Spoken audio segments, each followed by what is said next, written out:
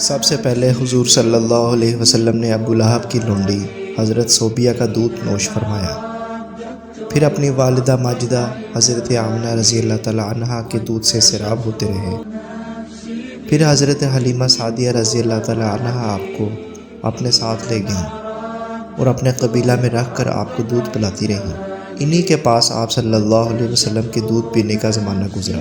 شرفائے عرب کی عادت تھی کہ وہ اپنے بچوں کو دودھ پلانے کے لیے گرد و نواح کے دیہاتوں میں بھیج دیتے تھے۔ دیہات کی صاف ستھری آب و ہوا میں بچوں کی تندرستی اور جسمانی صحت بھی اچھی ہو جاتی تھی، اور وہ خالص اور فصیح عربی زبان بھی سیکھ جاتے تھے، کیونکہ شہر کی زبان باہر کے آدمیوں کے میل جول سے خالص اور فصیح و بلیغ زبان نہیں رہا کرتی تھی۔ حضرت حلیمہ رضی اللہ تعالیٰ عنہا کا بیان ہے کہ میں بنی سعد کی عورتوں کے ہمراہ دودھ پینے والے بچوں کی تلاش میں مکہ کو پہنچی۔ اس سال عرب میں بہت سخت کال پڑا ہوا تھا۔ میری گود میں ایک بچہ تھا، مگر فکر و فاقہ کی وجہ سے میری چھاتیوں میں اتنا دودھ نہ تھا جو اس کو کافی ہو سکے۔ رات بھر وہ بچہ بھوک سے تڑپتا اور روتا بلبلاتا رہتا تھا، اور ہم اس کی دلجوئی اور دلداری کے لیے تمام رات بیٹھ کر گزارتے تھے۔ ایک اونٹنی بھی ہمارے پاس تھی، مگر اس کے بھی دودھ نہ تھا۔ مکہ مکرمہ کے سفر میں جس خچر پہ میں سوار تھی وہ بھی اس قدر لاغر تھا کہ قافلہ والوں کے ساتھ نہ چل سکتا تھا۔ میرے ہمراہی بھی اس سے تنگ آ چکے تھے۔ بڑی بڑی مشکلوں سے یہ سفر طے ہوا۔ جب یہ قافلہ مکہ مکرمہ پہنچا تو جو عورت رسول اللہ صلی اللہ علیہ وسلم کو دیکھتی اور یہ سنتی کہ یہ یتیم ہے تو کوئی عورت آپ کو لینے کے لیے تیار نہ ہوتی تھی، کیونکہ بچے کے یتیم ہونے کے سبب سے زیادہ انعام و کرام ملنے کی امید نہ تھی۔ ادھر حضرت حلیمہ سعدیہ رضی اللہ تعالیٰ عنہ کی قسمت کا ستارہ ثریا سے زیادہ بلند اور چاند سے زیادہ روشن تھا۔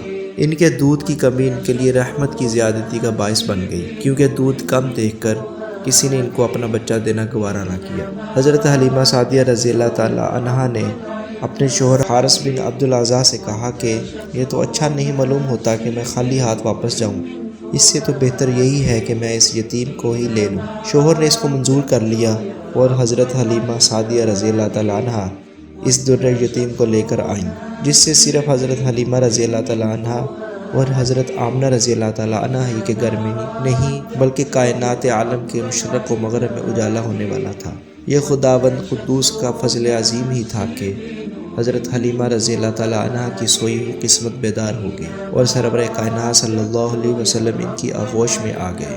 اپنے خیمہ میں لا کر جب دودھ پلانے بیٹھی تو باران رحمت کی طرح برکات نبوت کا ظہور شروع ہو گیا۔ خدا کی شان دیکھیے کہ حضرت حلیمہ رضی اللہ تعالیٰ عنہ کے مبارک پستان میں اس قدر دودھ اترا کہ رحمت عالم صلی اللہ علیہ وسلم نے بھی، ان کے رضائی بھائی نے بھی خوب شکم سیر ہو کر دودھ پیا، اور دونوں آرام سے سو گئے۔ ادھر اونٹنی کو دیکھا تو اس کے تھن دودھ سے بھر گئے تھے۔